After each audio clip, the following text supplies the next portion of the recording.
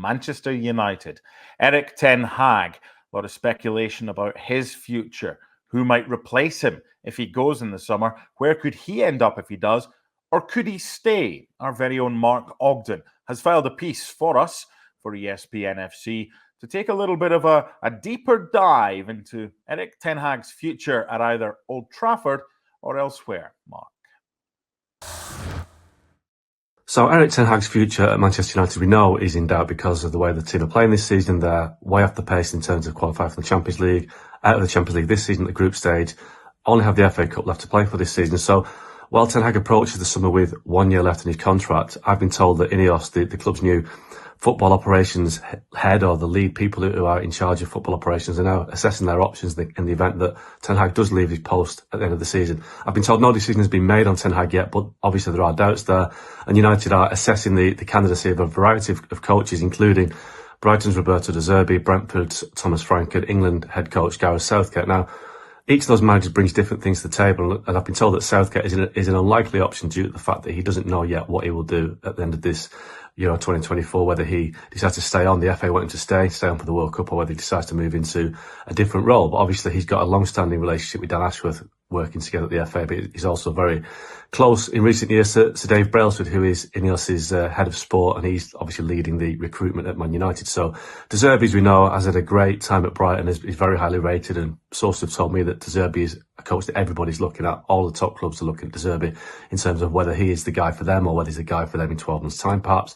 Thomas Frank may be a different candidate, but he has impressed people throughout the game with the fact that he's built a very high energy team at Brentford, probably defied the odds by keeping them in the Premier League as he has done, but also he works very well with a data-led approach to signing players, and United are under Ineos are trying to get away from the kind of the reckless nature of recruiting players on a more scientific basis. So there are other names in the frame, I've been told. Don't know who those names are yet, but I would imagine they are the likes of Graham Potter, who's out of work since leaving Chelsea, again a manager who is familiar with Dan Ashworth. But what happens to Ten Hag? Well, I've been told that there are options available to Ten Hag potentially this summer in the Bundesliga. We know that he worked at Bayern Munich as a second team coach over a decade ago. Now, in Germany this summer, there's going to be at least one big job coming up at Bayern Munich. I don't expect Ten Hag to be in the frame for Bayern Munich, but there are two other very big jobs, that Bayer Leverkusen and VfB Stuttgart.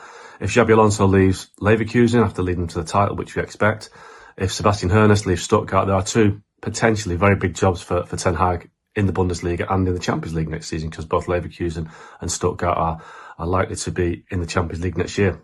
As it stands right now, both have managers in place, Alonso and Hoeneß, but I've been told that people at United are aware that there is still an interest in Ten Hag from Germany. His reputation is high in Germany, so they have a duty to Ten Hag. There's a lot of uncertainty around him. He wants to know what's happening with his future. He's got a year left in his contract.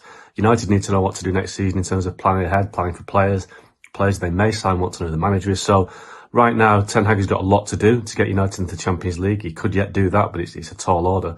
But because of where United are, because of results, because of performances, because of tactics, because of his relationship with some of the senior players that has gone sour recently, it's looking hard for Ten Hag to keep his job. But as it stands right now, United are assessing their options without committing to a change. But I imagine by the end of the season, we'll know exactly what's going to happen. And I'd imagine that Ten Hag will leave this summer because he's not done enough to state his case to stay.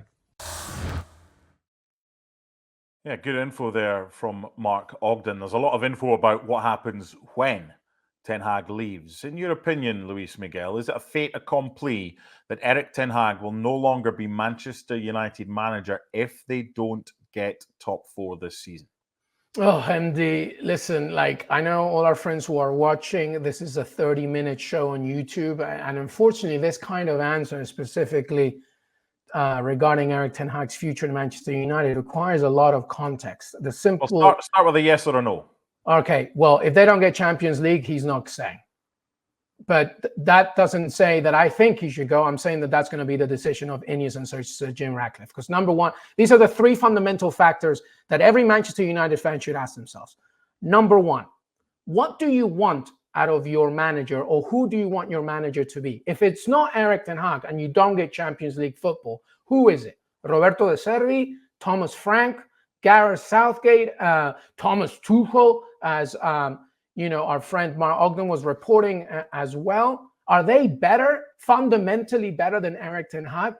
I don't know. Maybe it's a yes, maybe it's a no. The question is, will you see finally a clear, bright path that will take you to glory and multiple trophies if you get rid of Erik ten Hag? That's the first question you have to ask. The second question you have to say is, how much is it going to cost you to get rid of Erik ten Hag? Because surely if you get rid of Erik ten Hag before his contract ends and his staff, you're talking about 15 to 20 million pounds that you already have to get rid of. And then you also have to bring a new manager and his vision, et cetera, et cetera. So that's another question you have to ask. The problem is that if they don't get Champions League, okay, that's another season with no trophies. That's 2 out of the last 5, I believe. So clearly, Manchester United fans are not feeling good about what they're saying. And yes, Erik ten Hag definitely takes blame for a lot of the football that I've seen recently. Okay, even the wins against Luton and Aston Villa, they weren't showing who Manchester United were. Against Manchester City, yes, it was a blinder from Marcus Rashford, but after that, they just parked the bus. Is that the Manchester United that you want? No. But let me ask you another question, Mark Donaldson. Has Erik ten Hag, has any other manager in the last few years dealt with so much off-the-field issues as much as Erik ten Hag, including Cristiano Ronaldo, who clearly was not happy, the public fallout with Jadon Sancho, the misdemeanors, the reported misdemeanors by Marcus Rashford, the PR campaign to get him just to get out of there as well as the strategic or non-strategic manipulation of the Glazers that clearly didn't care. Hence, Sir Jim Ratcliffe coming in. So my question is this: is he going to leave if he doesn't get Champions League? Yes. Should he really be given the contextual reference of everything that he's had to deal with? Yes, as well. So whoever you bring in, Manchester United, be very careful because the grass is not always greener. 11 points behind Villa right now. What if United get top 4? Does he stay? I mean, if the Premier League gets a 5th spot, and they're still 6 points behind Tottenham, right? Who are also in 5th as well. So that's also a tricky one as well.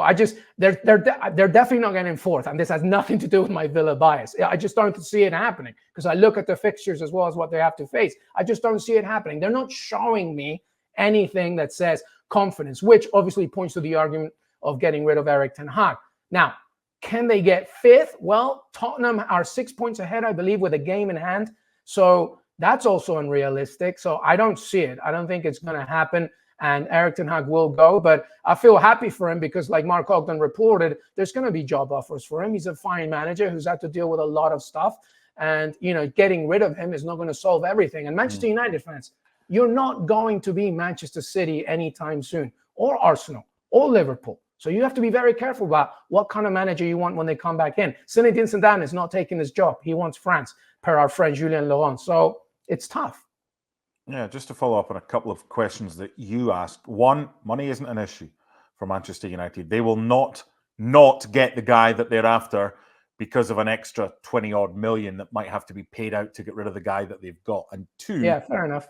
It would be a case of we have our own guy in now, and they can use the excuse of he's not our guy, Erik ten Hag. So this is the decision that we've taken. Whether who is the guy, MD? Well, we don't know. I mean, look, Mark Ogden. Well, I don't know. I'll go with the ones who are on the ground. I'm sitting here in Connecticut. I hear what I hear.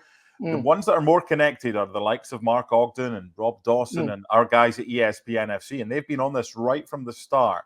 And Rob and Mark have both been saying that there is an interest in Graham Potter. I don't know how well that would go down with Manchester United supporters. Let's put it this way. If Manchester United job was available and there was no one, there was no present incumbent in that role, and it was a straight fight between Graham Potter and Erik ten Hag, I'm not sure. Well, you wouldn't get unanimous agreement that it was going to be one or the other. So, yeah. All those names that Mark Ogden suggested, they're all fine managers. Obviously, I respect Roberto De Zerbi a lot, but don't for one second think that he's not going to deal with issues as well. If he ever took that job.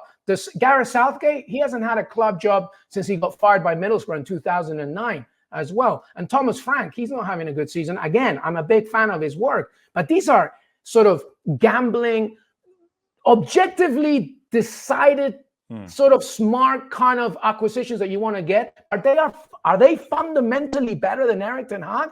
I don't know. I don't think so. That's the decision that has to be made by Sir Jim Ratcliffe, who's now in charge of the football side of things at Manchester United and his football board.